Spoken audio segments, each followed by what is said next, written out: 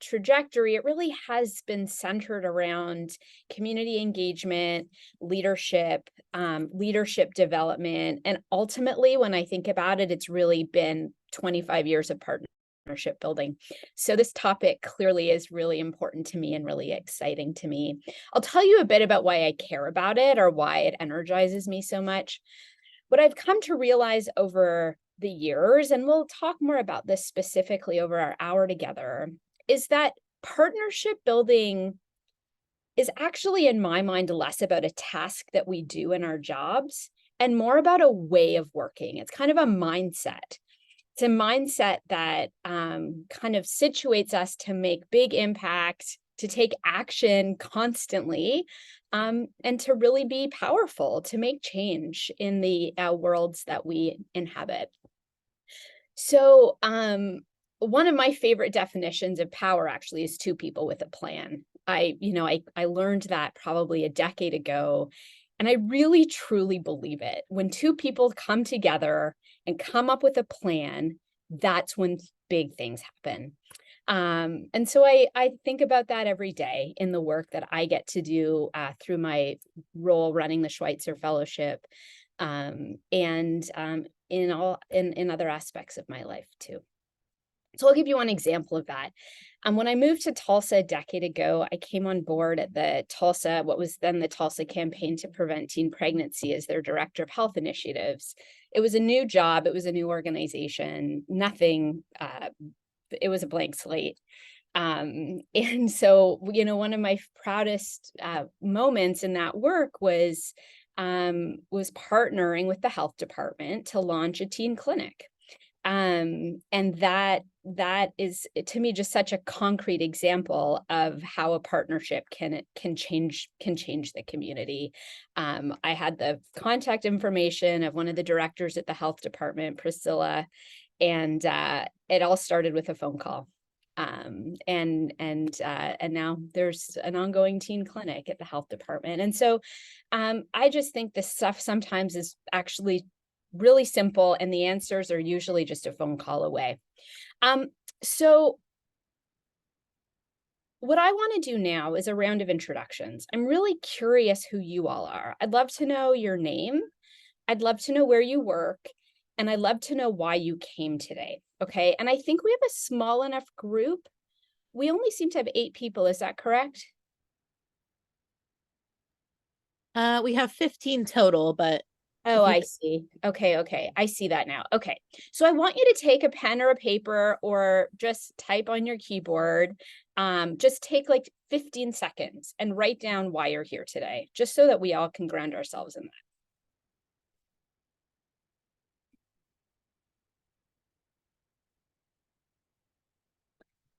And now what I'm going to do, and I hope you'll forgive me here, is just call out a couple people. It's just the way my brain works. Visual is good, but I'd love to hear a few people share why you came today. And those of you who I don't call on, please, I really would love if you could put it in your chat. I'm going to kind of craft the rest of our time together based on these answers. So it's really important. Okay. So will anyone volunteer to share why you came today? And please introduce yourself with your name first and where you work.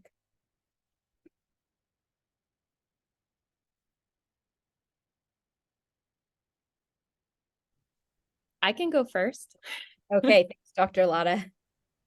Hi, everybody. My name is Laura Latta, and I am with the Tulsa Higher Education Consortium. I also am an enormous fan of the work that Rachel is doing at TU, and I'm so grateful for to learn from her today. I think one of the most challenging parts of collaborative work is recognizing that everyone comes to the table with a different set of priorities and agendas, and figuring out how to bring those priorities and agendas together and find the common thread that runs through all of them is the heartbeat of collaboration and the most challenging work of it. And so I'm here with open hands and an open heart to learn from Rachel and from the group about the best ways to do that. Thank you. Thanks, Dr. Latta. I'd love 2 more people. I'm going to call on folks. September. Hi, my name is September Bowles. I work as a career coach for a nonprofit program called Retrain Tulsa. We work with a lot of community members, of course, just working on their job search and educational advanced training and certifications. So I'm always interested in partnering with people in the community as well as any local educational partners, and just continually to build those relationships so we can start effectively helping people with their careers, with their education, and anything else any other goals that they're trying to go for. Love that. Thank you so much. Okay, one more person.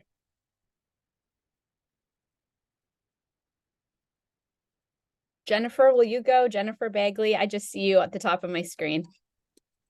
Well, so I'm not really sure if I'm here for the right, or if I'm going to get the information I'm looking for.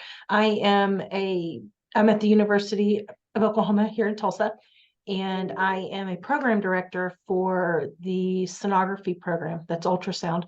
And we do clinical rotations in our local hospitals and clinics and imaging centers. And we are really, really struggling to form and keep those relationships, competing with other programs, to have good relationships, to have enough clinic sites, to have students to rotate through. So they want us to grow our program, but we absolutely cannot grow until we have more of those clinic sites that are consistently giving us rotation spots. So just really, I'm kind of reaching for all approaches to try to strengthen those relationships and develop more. Perfect. Jennifer, you are in the right place. This is exactly what we're talking about today. So I'm glad you're here. All right. I'm going to just open up the chat here and see. Let me call one more person. Dr. Newman, you're in Oklahoma City. Will you share why you're here today? Yeah, sorry, I just got a couple things I'm having to juggle first thing this morning. But so I've spent most of my career really spending a lot of time bridging gaps between community and particularly employer needs and what educational institutions are bringing to bear to address those issues and concerns. And, none of us can afford to do it on our own. Literally, we don't have the resources that exist. We don't have everything at our disposal to make that work. So bringing all kinds of different partners to the table, to include various educational entities, K-12, career tech, higher ed, bringing industry partners, so nonprofit community, philanthropic community, obviously various employers, and bringing them all around the table, getting them to sing out of the same songbook, so to speak. And when that happens, really amazing things come as a result of it. And it's really critical that we do that. And I'm happy to be here today, and hopefully can learn some things that'll help move that process forward. Great. Thank you. Thanks for sharing. Appreciate it. And I just see Dr. Wyatt put in that it's, as a higher ed professional, it's so easy to get caught up in what's happening on your own campus. We sometimes forget to look outside and see what's happening in the community. Does that resonate for other people? Okay, great. Is there anything, we have covered, this is so great. We're talking about kind of strategic partnerships. We're talking about community partnerships. We're talking about partnerships that will help clients on the ground. We've got it all here. And this is so perfect, because the whole point of this, I think if you can boil this down to a kernel, is that building partnerships is relationship building work, right? Whether it's about finding new sites for the sonography program at OU, or leveraging a federal grant that brings together several institutes of higher ed in Oklahoma, all of this work is relationship work. So I suppose we've already done the introductions and framing, but I just want to review the goals, make sure they sound okay to you all, and then I'll review the agenda, and then we've really already launched in, but we'll continue to go deeper, okay? So my goals for today is that you leave with a deeper understanding of your own strengths and areas of growth related to building effective and mutually strengthening partnerships, that you leave with clarity on the partnerships that you want to build and why, and that you leave with at least one action step for building or strengthening some kind of partnership in your work. Okay, how does this all sound? For those of you with camera on, give me a nod, or is there anything we need to add? Okay, great. So we've done our introductions. I want to talk next about what is a partnership. Then we'll talk about why do we build them, and then what gets in the way. And then we'll end with next steps. Does that sound all right for an agenda? Okay, awesome. I'm going to stop the share. And we're just going to dive right in. So what is a partnership? Feel free to use the chat or even better, unmute yourself.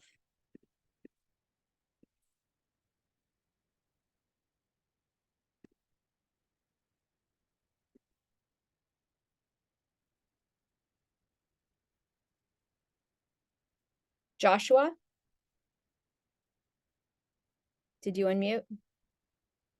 Oh, maybe not. Okay, sorry. Okay, Eric wrote, when two parties agree to work together. Kyle wrote, working together towards mutually shared goals. Aaron wrote, collaboration between potential partners to multiply mutual outcomes. Great. I mean, it's a pretty straightforward definition, right? I like kind of I looked at the Internal Revenue Service. I like to get real technical here, right? So we can remember exactly what this is. The IRS, we all know the IRS, we all file our taxes every year.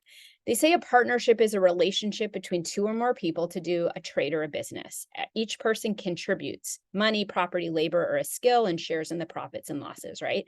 I love this definition because it just calls it like it is. It's a relationship, right, between two or more people or entities, but really people, right? And everyone contributes something, right? Money, property, skill, labor. And then the results are shared, right? Either it's profit or a loss, but both parties experience that same result. Okay. So why do we build them? I mean, some of our examples at the beginning illustrated it, but I want everyone to just think for a moment about a partnership that you're working on right now or that you want to build in your work and why you want to do it. Just take 30 seconds and jot down a couple notes on that.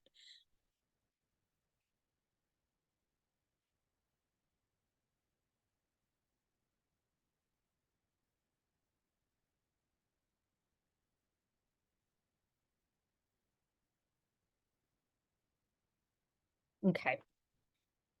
Who wants to share? I'd like you to be as concrete and specific as possible. Well, I'll go. Sure. We're doing it, one, because we want to increase our enrollment, and two, because we're trying to meet workforce needs for sonographers working in the community. Awesome. I love how specific that was. Okay. I need a couple more examples.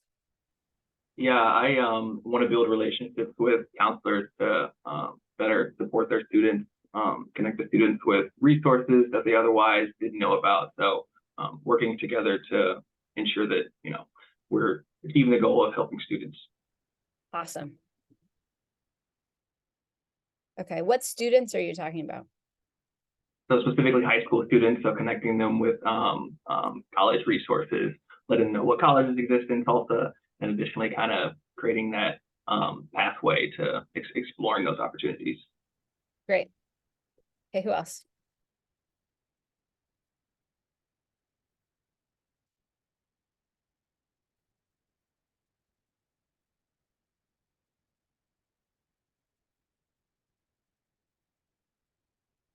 I'll give it another few seconds. I know on Zoom sometimes it takes a minute to share. I would just like one other example. I think partnerships make my job a lot easier. I don't have to be the keeper of all the knowledge. I can rely on other people or other partnerships to maintain other knowledge that I might not have. Okay. Okay. Great.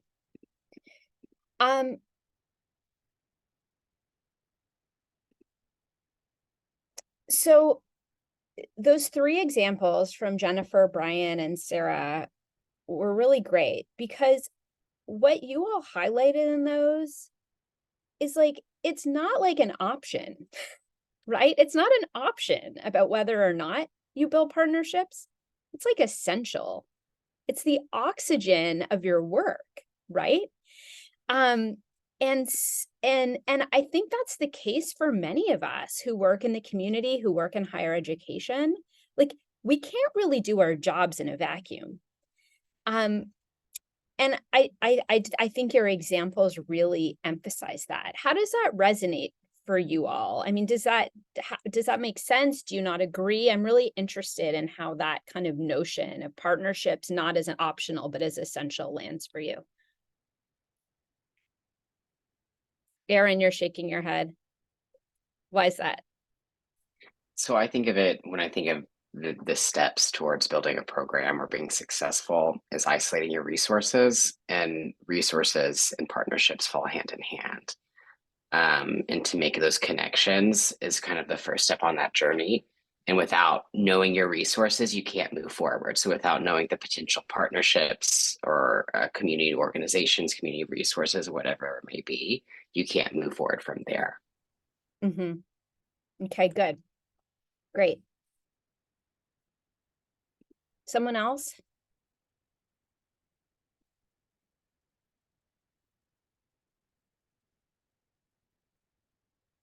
That makes sense. September, it looked like you unmuted. Oh, yes, I did. I was going to say that I do agree with Erin on that. And then also with knowing of the resources, it's all about knowing people, and, the connections that you have. Like for me and my, like what I do, it's mostly about like my clients and the things that I do for them, with our resources. But of course, we use a lot of, higher education classes through like TCC and Tulsa Tech. And we also use a lot of supportive services, like through Family and Children's Services and some other different parties. So it's all about like the resources, but it's all also with just knowing who you can connect with on there, who you can go to, what's the best thing, what's new out there, because there's a lot of things that pop up, especially in the world of like nonprofit sectors. And so there's a lot of different services that, we need to know, basically. Yeah, good. You lifted up a really important point that I want to delve into in a second. I just want to know if there's any other reactions or thoughts on this sort of notion of partnerships as essential. Okay, so knowing who to connect with, I feel like this hits on a lot of levels, right? All of us, whatever kind of partnership we're building, there's always new people to connect with, right? There's turnover, especially, in some industries more than others. But this idea of connection is essential for the work of building partnerships. And what do I mean by connection? I mean meeting with people like face to face or Zoom if distance or health is an issue. The kinds of connections that we build, not the kinds, like building connections is essential to this work, right? Big work doesn't happen over email. Email is very useful for logistics, for sharing documents, all of that. But the relationship aspect of partnerships is so important. And I think something I think about a lot is the idea of the work not as transactional, right? Like if I want to partner, if the Schweitzer Fellowship wants to partner with the Tulsa Higher Ed Consortium to do some training, for example, we're all in the business of training. Like if I go in with the mindset of what are Laura and Sarah, like what do I want from Laura and Sarah out of this meeting? And how do I get it, right? As a salesperson, like maybe we'll negotiate something and they'll say, sure, you can have some of your fellows come to one of our, our meetings and get some extra training from, maybe. but like, that's not really going to lead anywhere. But if I go in with a lens of curiosity of like, what is going on for Laura and Sarah and their team right now? Like, what are the big pressures that are going on in their orbit? What are they thinking about? What are their priorities and what are their interests? And then how do I share mine, right? So to be able to talk about our work in a way that that is really just rooted in our interests. And some of you did that earlier today, right? Like Jennifer, you were saying you want to increase enrollment in your program. You want to address the crucial workforce needs around in healthcare in Oklahoma, right? You've got to know what your interests are, but you also have to go in with a lens of curiosity, because that's how relationships get built, right? If you know, if you have a little stake in what someone else is thinking about, and you're willing to open up a bit about what you care about, then you can really make powerful things happen. I see this every year with the Schweitzer Fellowship. Okay, so I'm running this health leadership program for graduate students. My students come from all institutions in the Tulsa area that have graduate programs and that are interested in recruiting for this. They come from a wide range of disciplines, everything from law to medicine to art to allied health. And when they apply, they have to apply with a project in mind. Last year, about half of the applicants came to me before they applied and said, I have this amazing idea. I just need to know where to implement it in the community, right? I have this amazing idea to address diabetes education among senior women. I just need to know where to go. What do you think I say to them when they tell me this?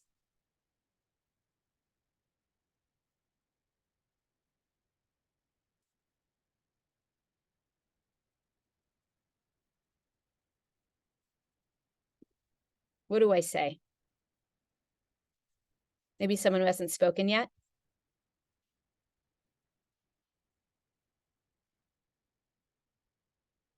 Okay, give me a thumbs up if you know what you would say. Erin, you know what you would say. I'm seeing some smiles. Okay. Brian, can I call on you? Well, I don't know what I would say.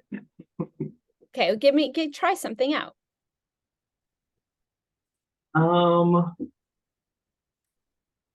Expressing that I, understand what they're looking for and kind of reassuring them that I'll do everything I can to connect them. Okay. Any other thoughts? I might ask them. Oh, go ahead, Jennifer. I might ask them if they already know people working in this area. Yeah, good, great, excellent. Charlene said, what is already going on in the community and how did you come across this passion? Yes. Charlene, where do you work? What do you do?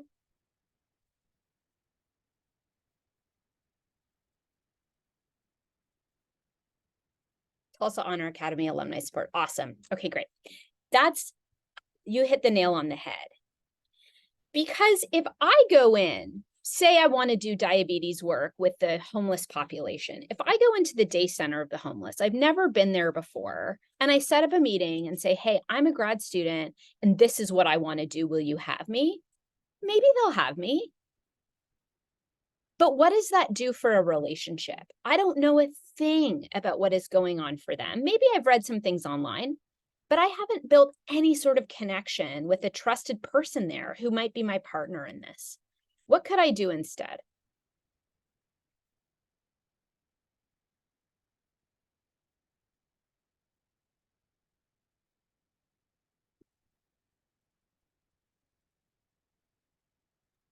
Well, I would always say do research, and if you especially if you don't know exactly what the place is and what they do lots of research, talk to people, and if you get a chance to volunteer at certain events, that just come up that's for the public, that's always a good thing.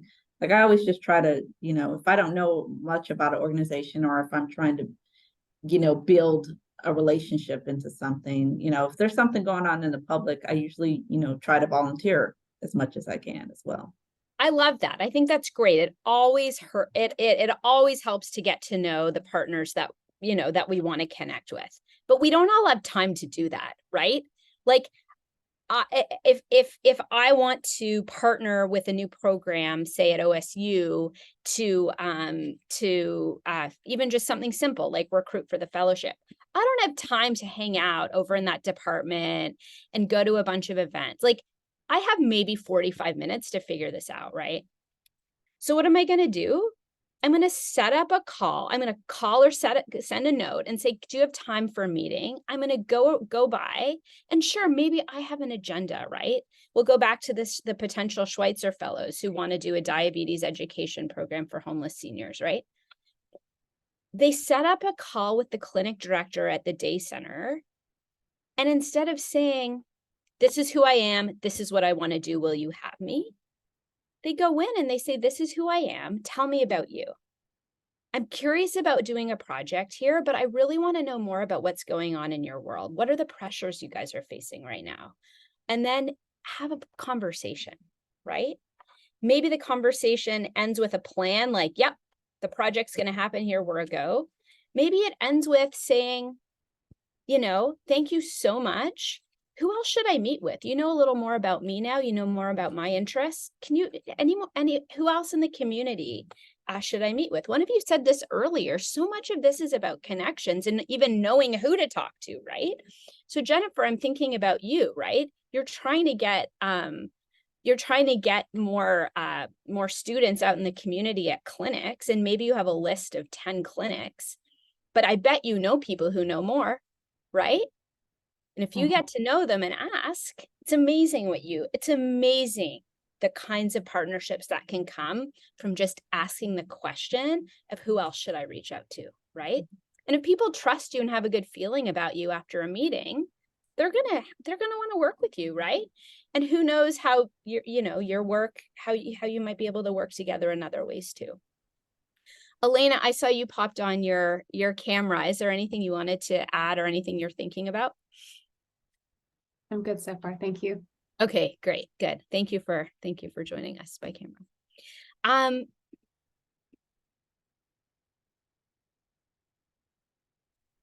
So I want to talk next about what gets in the way, right? So I want you again, just take 30 seconds, jot down a couple notes of what gets in the way for you. I don't want you to think theoretically, like for you right now, what is stopping you from building the partnerships that you want to be building in your work?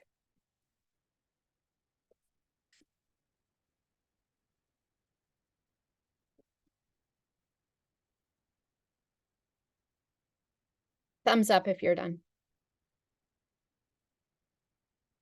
I'll give you a few more seconds here.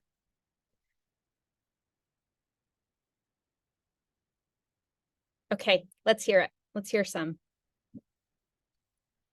Yeah, one that comes to mind for me is if I feel like I could get a lot from the partnership, but they won't get as much.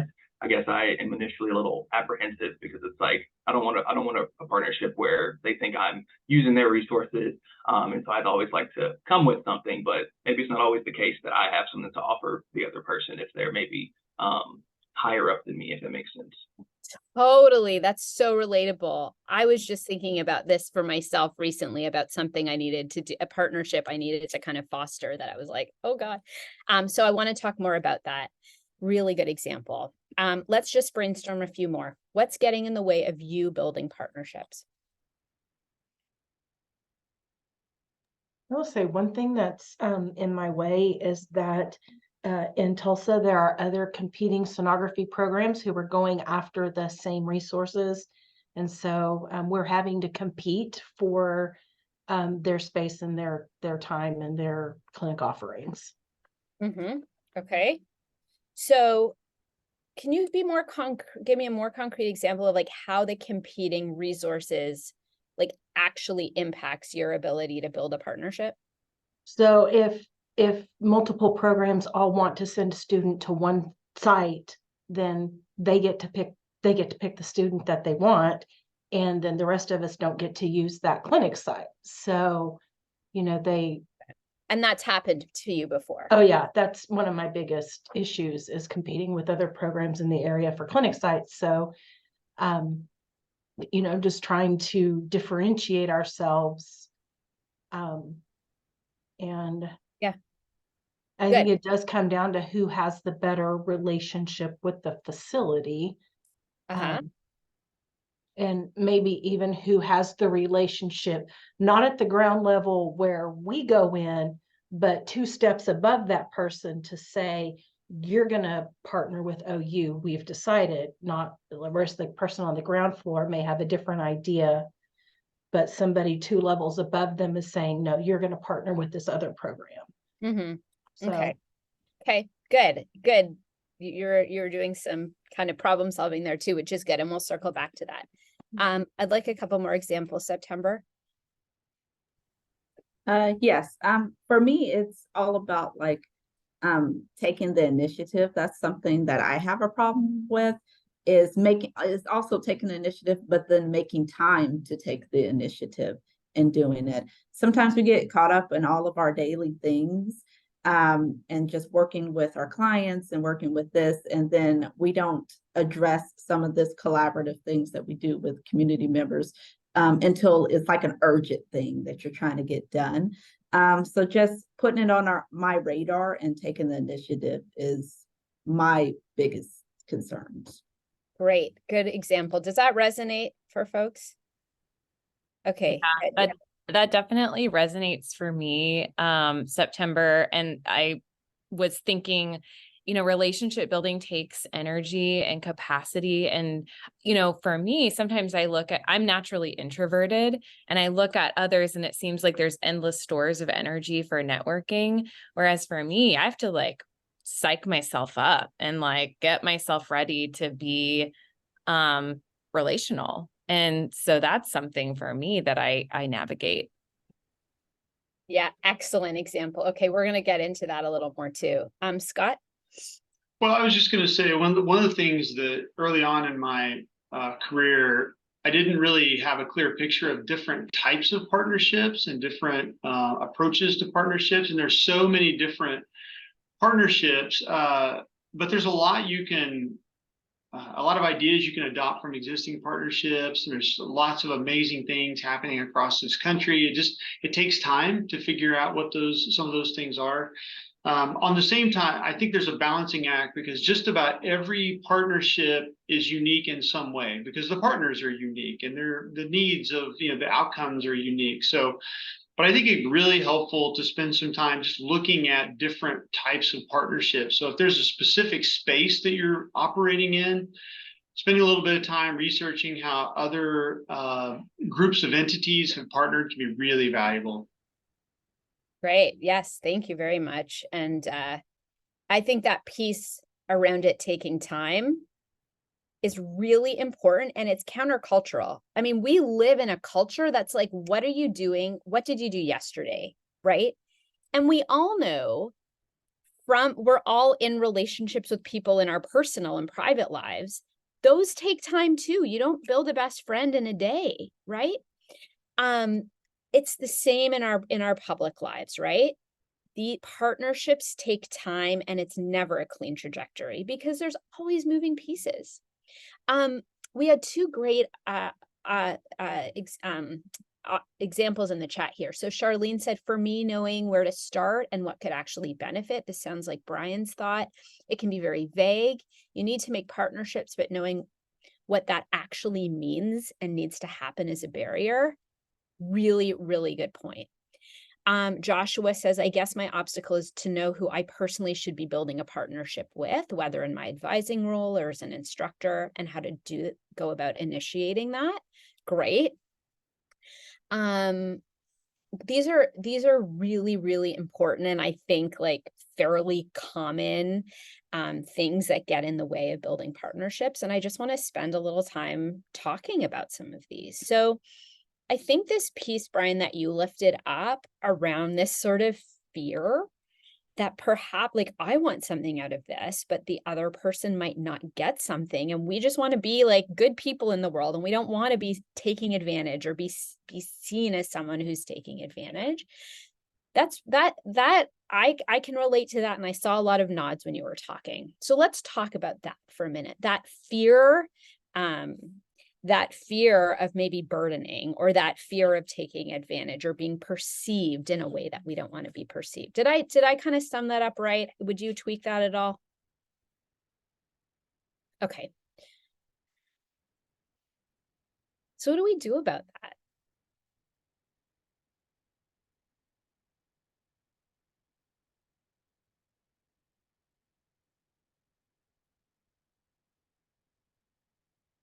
A couple of things I want to share, and I'm curious what you think of them. First of all, sometimes I say to myself and I say to my students, what's the worst thing that can happen? Like, what is the worst thing that can happen, Brian? If you set up, if there's a partner at an institution, not a person at an institution that you thought, gosh, like they could really help me get my job done. I don't know what I could offer them. What's the worst that can happen if you set up a meeting, you swing by their office or you meet them for a coffee for 45 minutes on a Thursday afternoon? Say you swing by their office, right? Maybe that's the dynamic if you're feeling like there's a bit of a power differential or something. Just tell me, what's the worst thing that can happen? A simple no. Pardon? A simple no. Yeah, they might say, no, I don't want to meet with you. Right? They might not even respond to your note. Or maybe you go to the meeting and they think to themselves, oh my gosh, that Brian, he's just trying to take advantage of me here. I mean, in my mind, like that's where my mind would go, right? Like that's the worst thing that can happen. What if that happened?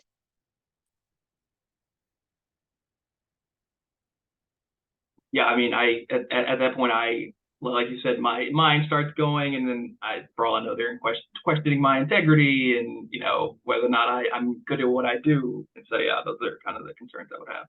Yeah. So, okay. So you could probably recover from that, right? And the relationship probably could too.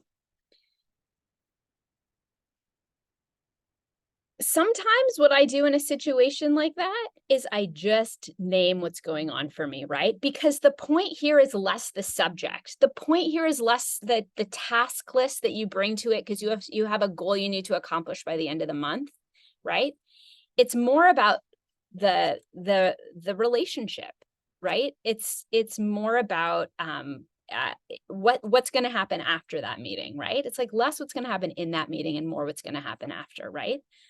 So you could say to that, I'm just one idea, right? You say to that person, look, I've got these few goals. This is who I am. I work for the Tulsa Higher Ed Consortium. I've got these goals I'm trying to meet. I think you might be able to help. I don't want to burden you, I don't, I really, but would you be open to a meeting? Sometimes for me that works. If I just kind of say out loud what I'm worried about, it often makes me realize it's not really a big deal, right? The other thing is that you offer something too, because you offer yourself, you offer your background, you offer your relationship to your workplace, right? And you just never know where a conversation is going to go. So instead of setting up the meeting that you have these few things you're hoping they can give you, what if you set up the meeting like, hey, this is who I am. I'm working on these projects, and I thought of you as someone who might be able to offer some insights on this. Would you mind taking a little time to have a conversation about it? Tell me how that's landing, Brian, for example, because I know I'm coming up with a theoretical situation.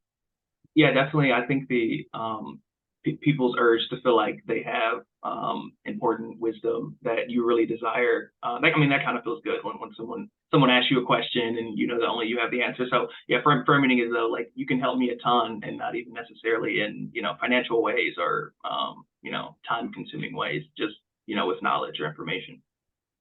Also just a natural first step in a relationship, right? it's like kind of awkward sometimes to start a relationship with a list of asks. It's much more natural, and it kind of speaks to Scott's point about this stuff taking time, to start a relationship with just getting to know one another. And I'm not talking about a vague, like, let's chit chat for half an hour. Like, these conversations can have the goal of getting some insights around a couple things they know more about than you, or talking about some future plans that maybe you could collaborate on, right?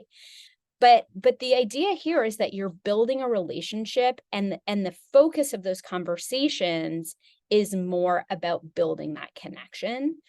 And that's a great way to set up a meeting with someone who you're intimidated to set up a meeting with, right?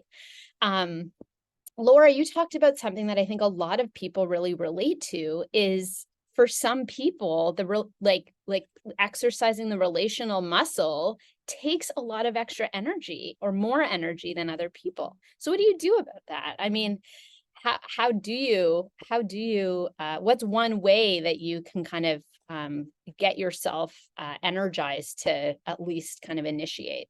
I mean,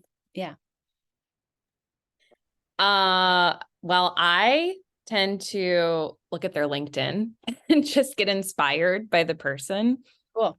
And spend time before meetings, just, I don't know, being really impressed and then curious whenever we meet. Yeah.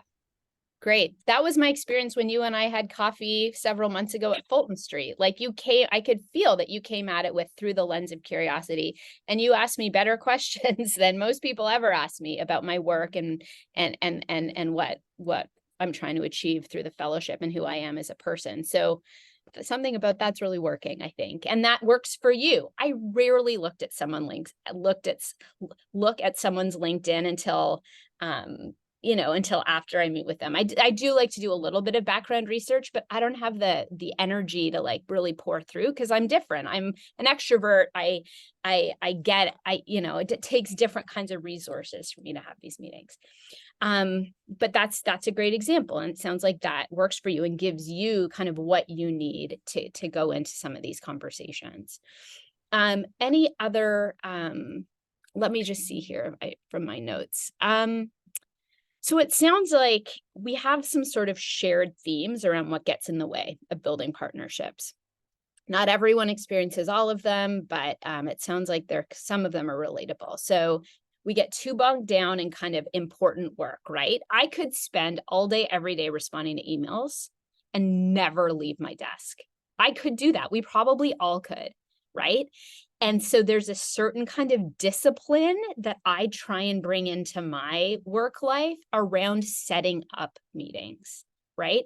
I try to set up at least 5 meetings a week, kind of outside of the realm of what like my day-to-day activity is. Don't get me wrong. Like, this does not, like, I will procrastinate. There's many weeks I won't do it, but like, that's the goal I have for myself. Is to do that, because this is it's a discipline, right? It's a practice of getting out and thinking about who do I need to meet with and actually making it happen, right? There's this fear, and this came up from a few of you. It's vulnerable, right? It's like, I don't know what I can give them. They might judge me. This person feels way more important, or it wouldn't be, it doesn't make sense. Like, what hat am I wearing when I have this? And like, we could spend all of our time being kind of feeling the weight of the fear, right? Very common. Lack of confidence, sort of what we were just talking about.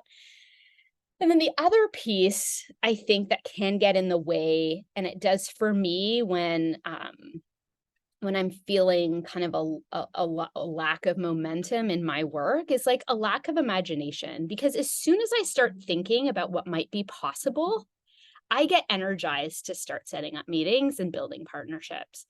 And I'll give you a good example. So one of the things I get to do in my job is support the National Schweitzer Fellowship Network. There's 13 sites around the country, from LA all the way to Vermont and everything in between.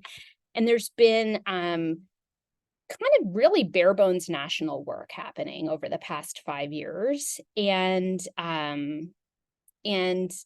was sort of part of that. It was like we were all running our chapters, everything was going great. And then I started talking to some of my fellows here and my colleagues around the country.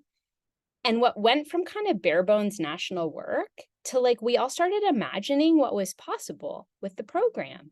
What if we were doing regular webinars for our alumni, right?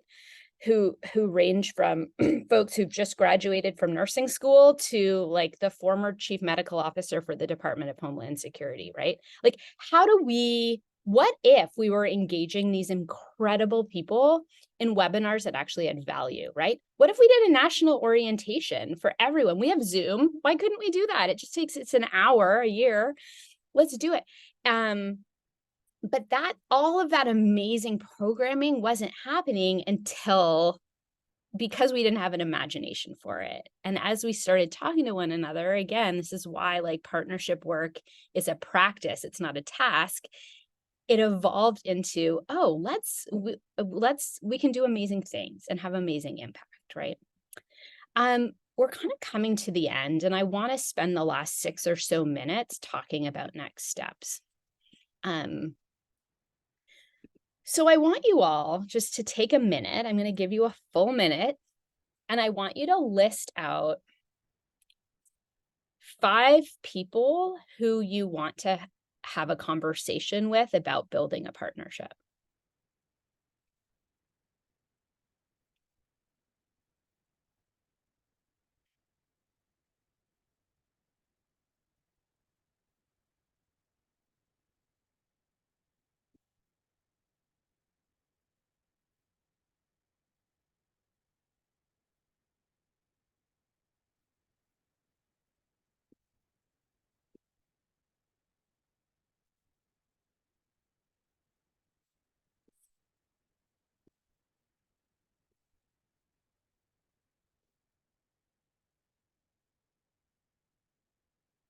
Take 15 more seconds.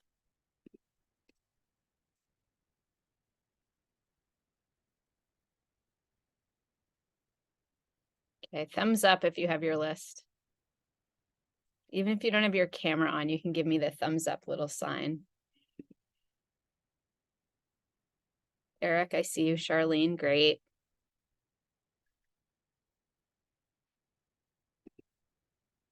September, good. Elena, great.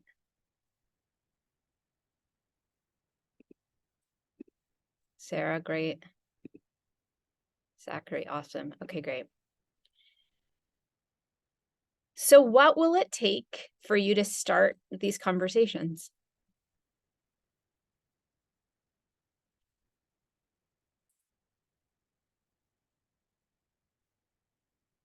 Could you imagine doing it when we get off our call today?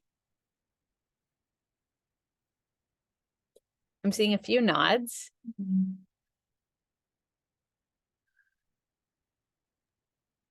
Getting I out. guess, Oh, I'm go sorry. ahead. I guess for Charlene. me, it's Okay, so easier. go ahead. Oh, I'm sorry. You know how Zoom is. You talk and then you don't know who's talking first. You're good, September, and then we'll go to Charlene. Go ahead. Okay. So I guess for me, like picking up the phone would be the easiest thing. That would be my first step. But instead of like trying to build like an unknown relationship, like I'm gonna try to personally strengthen some of the relationships that I haven't been working on as much, to just kind of get a feel of, what they're doing, what's changed, what we're doing, what's changed, and, get that, beneficial relationship, that mutually beneficial relationship. So that's what I plan on doing. That's awesome. And you lift up a really important point, right? On our list of 5, doesn't necessarily have to be 5 new people, right? It's a relationship. Relationships take ongoing work, right? So the way I appreciate you lifting that up, and I think that makes a really important point. Charlene, you said getting outside your comfort zone. I really want to know more about what that means for you.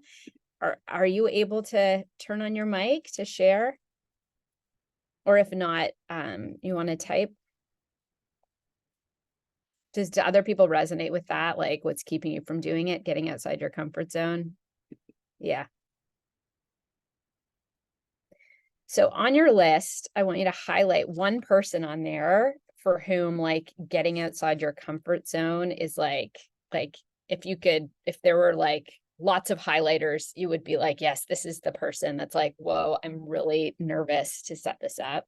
Does that put up your hand if you have one of those on your list? So will someone share with me who that is and why there's so many highlighter circles around it?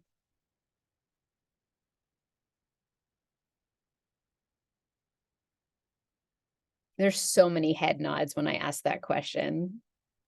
I'll put myself out there. Great. Thanks, Laura. So we are working on a project with HUD, and we have to partner with HUD, and our contact is in Washington, D.C.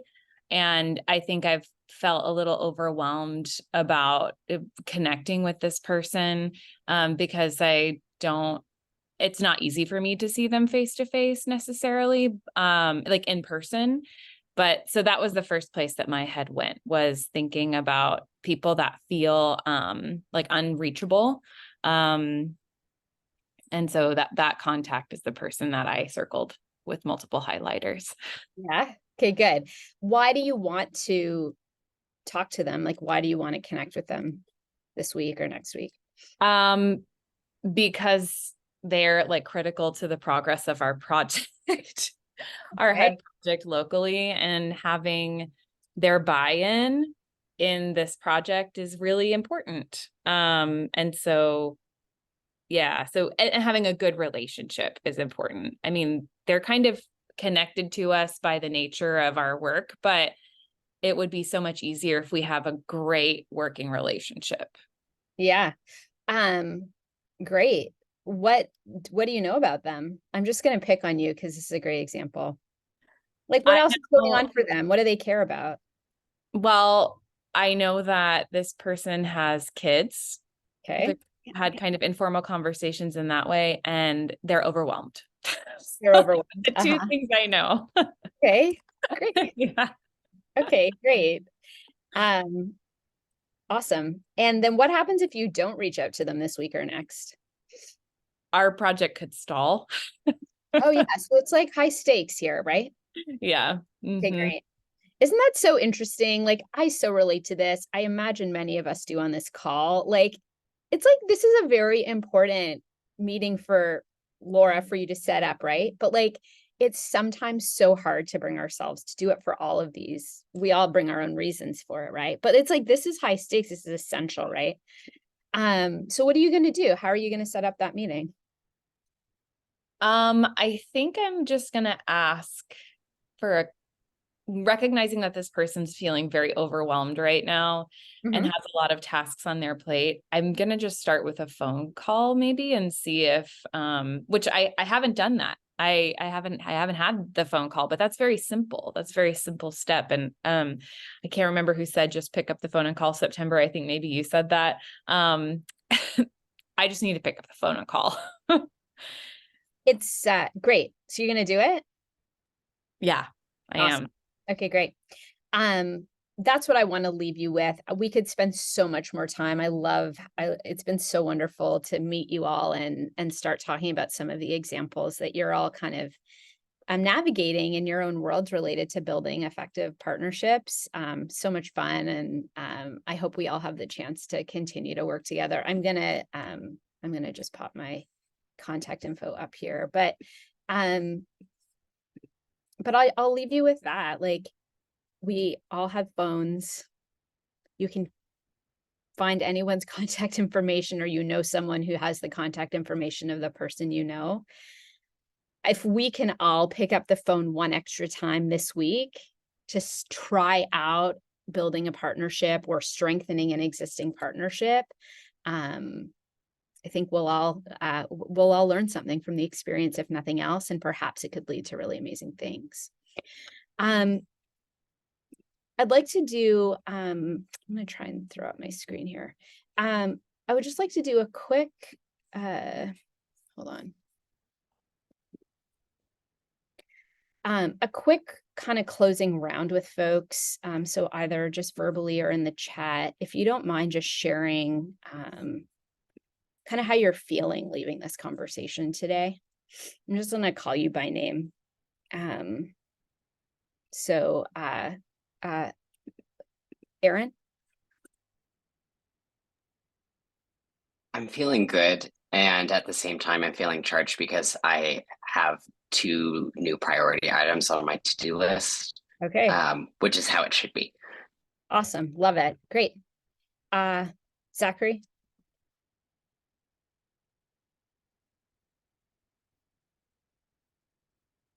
Okay, Eric? Oh, I'm seeing a chat, sorry. Eric, more encouraged and confident to set up meetings with others. Okay, good. Scott, new partnerships equals new relationships that require time and thoughtful cultivation. Awesome. Okay. Charlene's feeling more empowered. What is the worst that can happen is pretty powerful. That's good. I can't wait to hear, or I hope, hopefully we'll meet again. And ultimately, I hope that leads to some really awesome and powerful work. Who hasn't gone yet? Ha? Do you want to share? Yeah, I'm also feeling charged, and I feel like I learned a few tips and tricks, and especially encouragement for future partnerships. Awesome. Great. Joshua?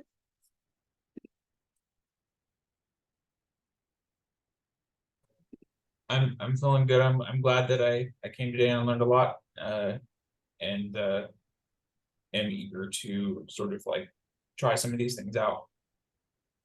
Awesome. Great. Who am I missing? Jennifer? Well, I don't know what the word for it is, but we have an upcoming advisory committee meeting that's already scheduled. And this has given me some ideas about how to change the approach for that meeting. Awesome. I love that. Okay, good. September? I'm feeling pretty good.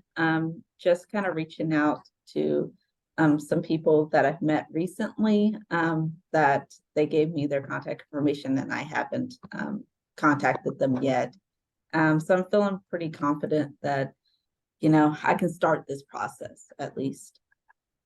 Awesome. That's great. Okay, good. Did I miss anyone? Well, what about Sarah? I think naturally as an introvert, I have that fear of, oh, maybe they don't want to partner with me. But being surrounded by you all and reminding like, oh, we're human. We naturally want partnerships. We want relationships, and being reminded that that's not really a valid fear all the time, is making me feel good. Great. Laura? I'm extremely energized and grateful for this time and space to think about things differently, and to kind of shed some of those misconceptions about how people might receive us, and just jump right in and make some connections, some phone calls, some Zoom calls, and some in-person visits. Great. Did I miss anyone? Elena, I saw you raise your hand. Oh, yeah. I'll go quick. Great. I just appreciate the idea of kind of reframing the conversation instead of I haven't asked for you. It's more, can I get to know what you need? Great. I love that. Okay, good. Well, my contact info's up. Let me know how it goes. Seriously, I'm being serious. I would love to know what happens after this session, and I'm available as a support, a resource to all of you. Okay, so it was really good to meet you. Thanks again to Doctors Sarah Wyatt and Laura Lotta for having me, and I'm excited for what's ahead. Thanks, everybody. I will send a follow-up email and the recording of this session later today. Thank you.